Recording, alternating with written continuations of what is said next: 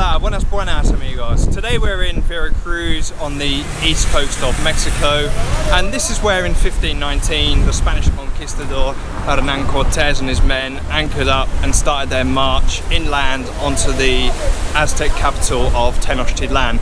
So prior to this, Cortés had been in Cuba for the previous 8 years. He'd taken part in the conquest of that island, and in 1514, when the town of Santiago had been founded there, he became the mayor. And he was such a good conquistador that not only did he receive one encomienda, but he got 2 encomiendas. So encomiendas are essentially plots of land that were given to the Spanish conquistadors. They came with around 1,500 Indians who would work the land for them, and in return the Spaniards had to Christianize them and to give 20% of their earnings to the King of Spain. So Cortés arriving in Veracruz was some 27 years after Christopher Columbus had first set sail from Spain in 1492, when he went in search of the Spice Islands, China and Japan by sailing west. And this is because the Ottoman Empire had taken over Constantinople and had blocked off the route to the east. So when Columbus arrives in the Caribbean, he mistakenly thinks that this is Asia, and they first establish themselves in Hispaniola, which is present-day Haiti, because they find gold there. However, the reserves soon run dry, and so they then move on to other islands like Puerto Rico, Jamaica and Cuba. As you can see here, it's not a great day, it's pretty windy, but there's still loads of people determined to make it a beach day, so good luck to them. It wasn't until 1517 that the Spanish finally made it to present-day Mexico, when an expedition landed on the Yucatan Peninsula. So that's the area where Tulum, Playa and Cancun are. And then a year later, a man called Juan de Grijalva led another expedition, and this time they've made it further around the coast to where we are now. And in fact, there's an island just here in front of us, and the Spanish stopped off there because they saw smoke coming out of it, and so they anchored up, waded through the water, and then when they got onto the island, they saw that there were 5 Indians with their chests cut open, arms and legs cut off, and there was blood all over the walls of the 2 houses there. So they named this island the Isla de los Sacrificios, and that's the name that the island still has today. Grijalva also comes across indigenous people when he's in Tabasco. These ones are alive this time, and they tell him stories of a huge empire in land with great riches and gold. So Grijalva and his men trade for enough gold with the Mayans that are there in Tabasco, and then they return to Cuba to convince the governor of Cuba, Verazcruz, of the potential riches in this area. But they really don't need much convincing. I mean, this is the moment they've all been waiting for since Columbus first reached the region almost 3 decades ago. I mean, they all made the trip out here with dreams of finding pots of gold at the end of the rainbow, but that really hasn't materialized for them. I mean, to be frank, it's been a bit of disappointment, their presence here in the Caribbean. So Verazcruz appoints Cortés to lead an expedition to head back out here to the mainland and to explore these rumours further. But he soon realises that Cortés can't be trusted. You know, the guy's way too ambitious, and he cannot expect him, or he can't trust him to remain loyal. And so he sets about finding a replacement for Cortés. But Cortés, you know, he hears about this, and so he doesn't hang about. He gathers up his 500 men, his 19 horses, and they set sail early from Cuba to Veracruz. So this is essentially tantamount to treason, because he's setting off without Verazquez's permission. You know, he's rebelling against the governor of Cuba. You know, the governor is the representative of the King of Spain in Cuba. So Cortés realizes that he needs to do something to settle the ill ease of his men. They don't want to serve for a guy who's facing charges of treason. I mean, that could have repercussions for them. So Cortés is clever. what he does, as soon as he arrives here, he establishes this as the first town in the Americas, the first Spanish town that is, and he gives it the name Villarica de la Veracruz. So Veracruz translates as True Cross, and it gets this name because the Spanish arrived here on Good Friday. So Cortés then sends letters to the King of Spain telling him of all the treasures, of all the gold that he's found, how he's going to send it back to him and make him rich. And in return he's asking for the king to make him the governor of a new territory, a new colony. He tells his men of this plan, but just in case they're not all on board with it, he destroys all the ships in their fleet. There's no going back to Cuba. They're stuck here and they don't really have any option but to fall under his command. So what we've got here then is the Zocalo. This is the oldest main square in Mexico, having been, the main square of the first Spanish town. And I'm pleased to say that for once it's not littered with Subways, Burger Kings, KFCs and McDonald's. I mean, you've still got the trusted OXXO over there. And then you've also got these guys playing music, so they get everywhere. I mean, every single cafe I go to, these guys seem to turn up. Around 30 years after the arrival of Cortés here in Veracruz, the Spanish find large amounts of silver in the center of Mexico in places like San Luis Potosí, Zacatecas and Guanajuato. So they then send this silver overland to the port here and it's then shipped on to Europe. And when the Spanish came to be operating in the Philippines as well, the produce or the merchandise that they were trading there also got sent here onto Veracruz before it would then get shipped onto Europe. So this became an incredibly important city for the Spanish, great strategic importance, and it's still actually the most important port here in Mexico. So every year they say that 20 billion tons of merch is passing through this port here. So over there we have the fort of San Juan de Ulúa, and this was built by the Spanish during the 16th century on top of what used to be an island there. It's now connected to the mainland by a causeway, and this became an important line of defense for the Spanish because naturally, with all of the gold, silver and other goods being shipped from here, Veracruz became a hotbed for piracy and corsair activity.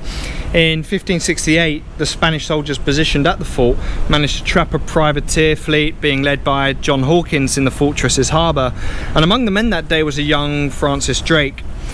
Francis Drake and John Hawkins luckily managed to escape, but most of the other men were killed by Spanish cannon fire. The Spanish destroyed many of the squadron ships, but Hawkins and Drake managed to get away in theirs. But just imagine how different it could have been if the Spaniards had got their man that day. They would have been free from years of Drake's terrorising them. Philip II would have received so much more gold, and he may then never have launched the Spanish Armada. So I've just come up onto the start of the causeway which connects the mainland with the island of San Juan de Ulúa, and here we can see the old railway station which first began to be built in the mid-19th century. So the Mexicans saw the Industrial Revolution that was taking place in Europe and they said, yeah, we should have some of that. So they started constructing this, and this was going to be the first railway line that was going to connect Mexico City to Veracruz, but they only got about as far as the next town, which is kind of 10 kilometers long, before they gave up. But they did eventually resurrect it and finish it. So it's more successful than the HS2. So we're now at the remains of a second fort that the Spanish built to protect the city from English and Dutch pirates. This is the only surviving bastion of 9 that were built along a huge wall which stretched along the edge of the city. So the sea would have actually come right up to the edge of the walls here. But at the end of the 19th century, Porfirio Diaz ordered for the wall to be knocked down because he wanted to extend the city. And I think it's incredible that in only about 140 years you can now see that this city has been extended by a good, I'd say 300-400 meters right down to the port over there in the distance.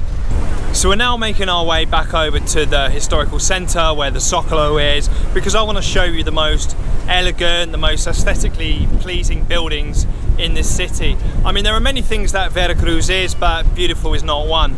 But I've just wanted to stop here because what we have behind me is a lighthouse which was built under the orders of Porfirio Diaz.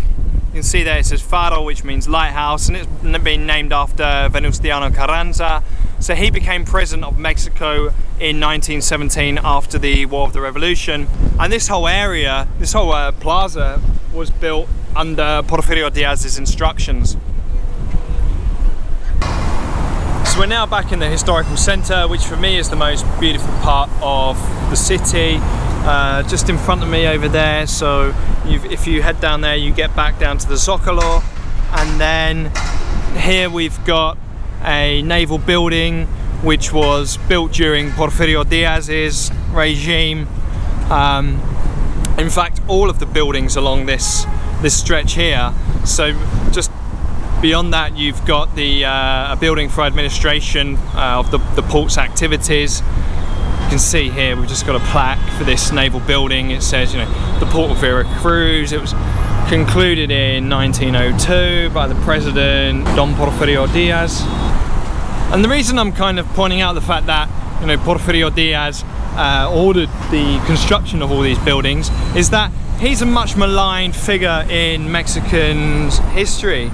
He's seen as a terrible tyrant, whereas this man here, Benito Juárez, who was president before him, is seen as like the darling of Mexico. So this monument here is dedicated to the Reform War, a civil war which was fought between liberals and conservatives between the years 1858 and 1860. And this war came about in 1857 because the Mexican government made constitutional changes to separate the role of the church from the state and reduce the church's power. So Benito Juárez became president at the start of the war when the preceding president who introduced these reforms had to resign.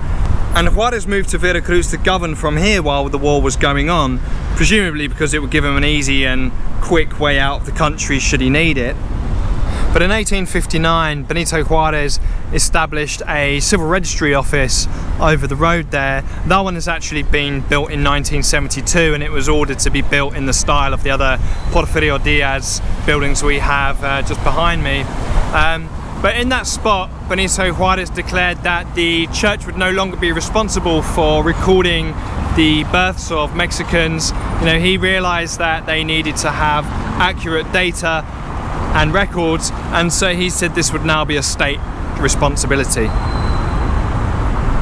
So this building here is where the port's administrative work is carried out, and in a minute, once we get past this, we'll see the post office, which is another building constructed by Porfirio Díaz.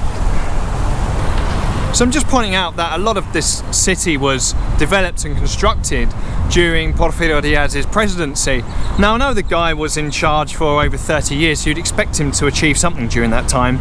But I think, you know, as we do some more of these videos, we'll really see that Porfirio Díaz did quite a lot for developing Mexico's culture and national identity and consciousness. So this here then is the post office. Gracias, Mexico. Something here to do with Spanish immigration. But yeah, we've got some lions here, not jaguars this time. This is probably the least well kept of the buildings here in this historical centre. Actually, I tell a lie, that will be the yellow building over here. So this is the old lighthouse, which has now been replaced by the one we saw a few minutes earlier. I'm now on the Malecón, which is an 8-kilometre stretch of promenade which covers most of Veracruz's beaches. And I'm just watching this match behind me. I'm supporting the Blues because most of their players are wearing Chelsea shirts with the odd rogue sort of United shirt and some Mexican shirt. I have no idea who it is. But I've been watching it for about 10 minutes and there hasn't been a goal yet. There's not been too much quality in front of goal. Anyway, that's it for today. In the next video we'll talk about two individuals, an indigenous woman and a Spaniard who end up joining Cortes's expedition. They'd been living as slaves amongst indigenous tribes and come to be of enormous and huge value to Cortes. And I'd go as far as to say that without these two individuals, Cortes and the Spaniards would not have been able to conquer the Aztecs. But that's for next time, and I'll see you then. Hasta luego, amigos.